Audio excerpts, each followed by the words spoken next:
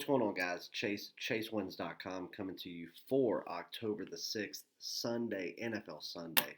Let's get into a recap for Saturday. It was a very long, very busy, drawn out day in college football and everything that we had, but a great day nonetheless. Everybody knows what we've done this week. We just keep cashing ticket after ticket after ticket. And what do we have? Was it 3 days in a row? We had double top plays every day, cashing all of them. NHL started this week on Wednesday. Started out a quick 2-0. Next day, what do we do?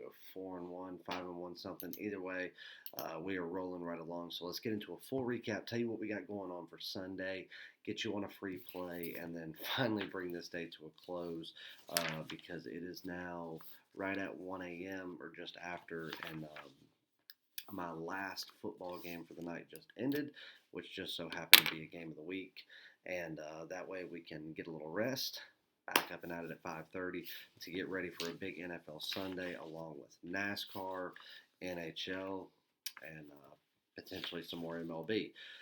So where to start? Let's go ahead and start with let's just go ahead and start with a free play. Free play yesterday, we took the over 62.5 in the Notre Dame Bowling Green game. That did not come through. And guys, listen, I love all of you guys. I love all of my viewers. And I get, somebody tells me today that I'm condescending and rude just because I corrected them on something because they didn't even watch the video, or they said that they stopped at a certain point, which they would have gotten the free play. But yet they go, how in the hell are you going to give out a minus 45 pick as a free play? I didn't. I gave out the total. I don't even know if I mentioned, I do think that I mentioned that the spread was minus 45, but I never once said, oh, take minus 45. Never did that. And there's a reason that I didn't. But it did not come through, guys. Just watch the video. I can't win every free play. There's going to be free plays that lose. But if you're going to be a troll, or you're going to, talk badly about me or bash me or everything, half the time I won't even respond because I really don't care. Because half the time the comments are irrelevant and not even justified, because I could win 10 free plays in a row, and then as soon as I lose one, somebody that's watched the last 11 is going to talk shit about that one. It's just how it goes. But that one did not come through. So the free play was a loss. However, anybody that tuned in to Thursday's live show, and I did archive it, so it got put on YouTube 20 minutes after the live show was over, and it's been there since for everybody to go back and watch it. So all of you should have seen that video. I gave 2 strong leans out on that video for Saturday, as well as an official free play. I got asked about the Ohio State game and the Virginia Tech game. I said that strong leans were Ohio State covers the spread, which they did, and Virginia Tech wins outright, like a 2-touchdown underdog, which they did. And then the official free play on Thursday's video for Saturday was Florida to win outright over Auburn, which they did. So, but the free play that I gave you yesterday for Saturday, or excuse me, 2 days ago, because it's now Sunday, was the over. So the free play was a loss. And we only took one other loss as far as college football goes. Other than that, we only have one premium loss, and we did have Oklahoma minus 32. Had they gone out there and their defense not played subpar the first drive and allowed Kansas to build that early momentum, and then, of course, their offense, Jalen was doing his thing. Somebody says, are you drinking the Oklahoma Kool-Aid? I'm not. I'm drinking the Jalen Hurts Kool-Aid, though, because that dude is a bona fide grown man. But either way, that was the only premium loss that we took in college football. That was the only premium loss we took, period. So, one loss there. Noon games. University of South Florida, minus 10, easy win. Even if you got it at 10.5, easy blowout. Michigan, minus 4. I'm not going to say it was an easy win, but from start to finish, never once were they trailing in the game. They were covering the spread the entire time from the first score. Nice, easy win there. The Georgia Bulldogs, minus 24. Some people might not say it was easy. It was easy. The Florida Gators, plus 3, easy win. And then the reason that I didn't say anything about taking that minus 45 spread in the video was because the minus 45 spread was a premium play and it was a winner. So a 5-1 day in the premium selections as far as NCAA goes. Then we get into NHL. NHL, we started out the season 8-1, 2-0 in top plays. We had one premium selection and one premium selection only. St. Louis Blues minus $1.35. It was a close, competitive, very, very, very athletic game today. But laying $1.35, they took care of business. Nice winner, 1-0 in the NHL. Takes us to 6-1 in premiums and 9-1 on the season in the NHL. 90% in NHL. We're in the first week, guys. And I'm telling you right now, we'll get into the promo in just a second about it. And then we get into the game of the week. And what I tell you, we had two. We had one MLB play that was not only a top play, but it made the game of the week cut as well as a NCAA game of the week. We took Houston Astros on the run line, minus 1.5, minus $1.40, Cole on the mound. And, they did everything they should have done. Garrett Cole was absolutely fantastic. Can't have one complaint about him. The Astros played great, but their bullpen almost gave it away there. They ended up giving up a garbage run right there in the top of the ninth. Loaded the bases. No outs. Only up by 2, made a pitching change, ultimately ended up coming away with it. So 1-0 in the MLB, which was a top play and game of the week winner. And then the NCAA game of the week was the UAB Blazers, University of Alabama, Birmingham Blazers. We had it at 9.5 when we posted it over 24 hours ago. Overnight, it shifted to minus 10, and then even a couple of people were getting it at 10.5 come the next morning. Some of them were sending me emails going, hey, it jumped a point. We can see the line movement. What do you suggest? Anybody that was getting it at minus 10 that asked me about it, I told them, don't worry about doing anything. Play the game. Anybody that was getting it at 10.5, I said, you know my rules when it lands on numbers like that. Buy the hook, play it at minus 10. You're good to go. Whether they took my advice or not, even with two major very long rain delays, a lot of bad weather, starting very slow out of the gate, losing the majority of the first half. It was late in the first half before they come back and took a 1-point lead, but ultimately ended up winning by 15 points. So 2-0 in the games of the week. So everybody that jumped on for a mere $50 on a doubleheader, first time ever, probably only time ever, double game of the week, you won both of them in exciting fashion, and overall we went 8-1 on the day, 8-2 if you count the free play loss, but another fantastic day. Now here we are into Sunday. At midnight, the NASCAR package ended last night. Don't say anything to Patrick. He's probably going to see this video and get pissed off. But I've gone through, set a timer, and made the NASCAR discount for $50 for the season run until noon.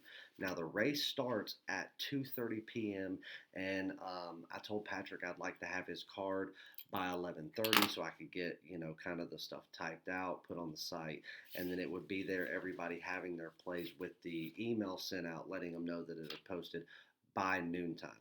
At noon, it's going to go back to $100. I've already got the timer set up.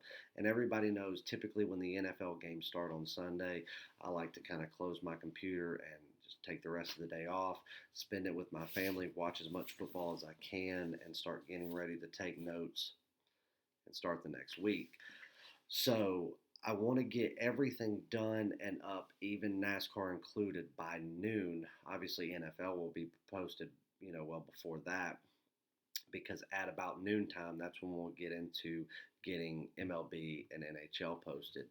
But if you want the $50 discount, it is available till noon.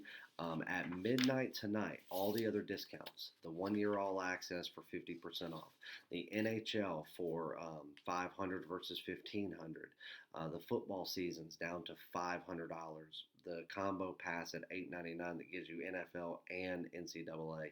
Guys, look at what we're doing. Go back. We've had one off week in NCAA football. We had a bad Friday last week. No, excuse me. 2 weeks ago, whatever day it was. We had a bad Friday.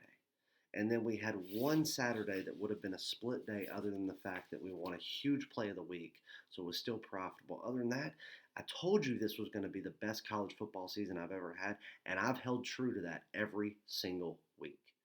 I mean, look at what we did this week, 5-1. I mean, what more do you want? Especially, or excuse me, 6-1. One of those being a damn game of the week. NFL's no different. NFL hasn't been what college football's been, but we're still more than profitable.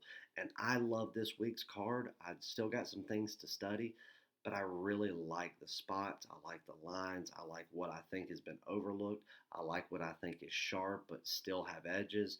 Um, and then, of course, the early bird specials in college basketball and the NBA are still available. And again, the 1 year all access. All of that is available until midnight tonight. At midnight, that changes automatically. And Monday, I will not even respond to emails for people saying, oh, well, I didn't jump on it. Can you give me the discount?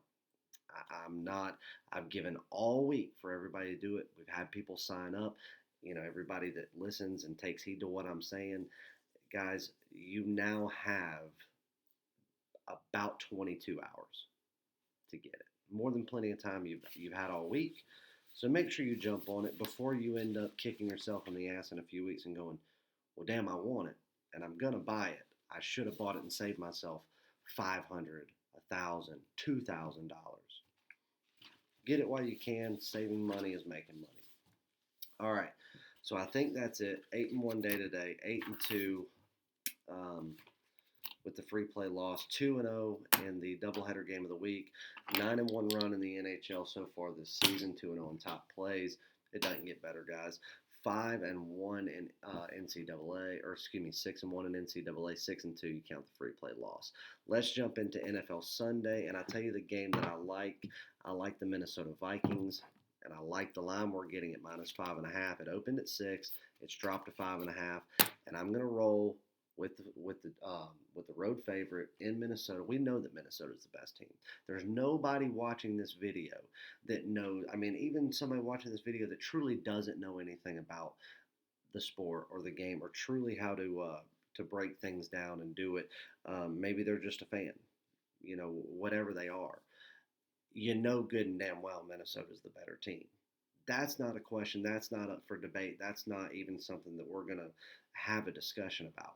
But it's okay. What do we do? In the NFL, a home dog's nice to take. It is. And a lot of times can be profitable. And it can be something that can make you a lot of money if you're in the right spots. Here's the problem, though. When I broke this game down and I power ranked it, I've got Minnesota. Truth be told, I've got Minnesota anywhere from a 10-point to a 13-point favorite. And it depends on what they're coming off of. Are they coming off of a win? Are they coming off of a loss? Coming off of a loss, I've got them as 10 to 11-point favorites. So let's give New York the benefit of the doubt and say that Minnesota's a 10-point favorite. Now, if they were coming off of a nice big win, we'd be closer to 2 touchdowns there. But we're going to say they're 10-point favorites coming off of a loss, still being on the road. All right. Well, then you have to give the home field advantage, which the odds makers always will in the NFL. That gives New York another 3 points. I'm still seeing that we should be laying a touchdown with Minnesota. It opened up a point less than that, which is fine. Give or take a point in a given day, that's one thing. But then money starts coming in on the New York Giants. So we get a half a point now where we don't have to buy a half point. If it lands on 6 because they missed a field goal, we still win. I think that you have 2 starting linebackers that are out for New York this week that I think is really, really going to hurt them. And if you go and look at key position players in situations this week, if you look at the New York Giants and where they have holes in this team and where teams can come in, even being a road team, and kind of exploit that New York offense and even that New York defense and go out there and win fairly handily from start to finish, you go out there and say, okay, you have 10 different positions that can exploit New York offensively and defensively. Well, when you find those positions, which I have, and you go through and say, okay, here's your 10 positions. Who are your 10 best players in the NFL in these positions? I'm going to say 7 out of the 10 are defensive. And you go out there and I start ranking them and I say, okay, well, out of these 10 positions, 8 of them are on the Minnesota Vikings, and all of them are on defense that can exploit this New York offense. So that, along with being able to do that, even if New York was a 100% healthy squad, but then you have a major offensive piece who's out. We already knew that. Well, now you have a defensive piece out and 2 starting linebackers, your 2 of your big key pieces that are also going to be out. I don't see any reason why Minnesota doesn't walk out of here touchdown or better. I do think it's going to be a competitive game. I don't think that Minnesota is as good as the media and ESPN and experts. And when I say experts, I say that very loosely because half the people you see on TV they're not experts. Even some of the ex-players sound like they're talking out of their asshole. I think they're a little bit overhyped. I think they're a little bit overvalued in a lot of situations. I don't think that Minnesota is as good as they're being given credit for, but we know they're better than the Giants. I think they're double digits better than the Giants. You take in home field and you bring that back down to single digits, they're still a touchdown better than the Giants. And I think 6 is fair. Getting it at 5.5 is a gift. We have to buy nothing down, and I think that takes it from, if you say 6, we consider it sharp. You take it to 5.5, I say you found an edge. And I think this is going to be a competitive game for the first half. And I think that it can even be competitive throughout the third quarter. But then I think when that offense realizes they just do not have what it takes to overcome the Minnesota defense, which is their strong suit. And I think that the New York offense or the New York defense now becomes gassed and worn down. It allows the key pieces of that Minnesota offense and the little that they do have to exploit teams. They're going to be able to come in, go on a late rally, probably go up by double digits. We'll have some garbage time points, but Minnesota still walks out, winning by a touchdown or better. Minnesota Vikings minus 5.5. That is your free play. Guys, don't miss out on the discounts. Or if you're not interested in the big discounts for the longer term stuff, you know what we're doing. Buy a 3-day pass for $50. Get all premium and daily top plays in all sports. Buy a 7-day pass for $99. Same thing applies. Buy a $3.99 month pass. 30 days, all plays, premium and daily top play, all sports. Don't miss out. ChaseWins.com. If you have any questions, shoot me an email, chase@chasewins.com. Again, the $50 NASCAR season is available until 12 noon Eastern time, not after that. If you're not interested and you just want the race card, it's $40 for the day. Race goes at 2:30 p.m. Plays will be posted by noon. Email sent out. Patrick will have them to me by 11:30, no later, and then we'll move on to another great day. Like I said, send me an email if you have any questions. I'm going to get up at 5:30, start working, probably start answering emails probably between 10:30 and 11 a.m. once I kind of get the brunt of my work done. And I'll do like most Sundays, and I'll work straight through until about 1:30 before I call it quits for the day and just kind of fall back and take a few hours off before we go out there and start another huge week. Guys, it's been a great week with you. I appreciate everything. Let's go out and take this one to the house, guys. Finish out the week as strong as ever and go out there and start another week. Guys, sign up long term. You won't be disappointed. I can promise you, you're not going to go out there and sign up with another service that's going to do what you're provided here, along with the teaching and instructions to make you successful. Remember, this is 2 ways you can do this, as a business or a hobby. And there's no right or wrong answer to either one. Just remember, hobbies are fun, but they cost money. They don't make money. Businesses, if done right and done successfully, make money. I do this for a business. I do it every day, full time. And if you want to do it as a business, you can too. Let me work for you. Let me make you the money. And all you have to do is wait on the information every day, and you can turn a second income, or you can turn a hobby into a business and a second income, and eventually turn a second income into a first income, where you don't have to do the work. All you have to do is reap the benefits. ChaseWins.com. Don't miss out. I love you guys. I will see you back on Monday. Can't wait to do it with you again. Great week, guys. Let's go hammer Sunday. See you guys.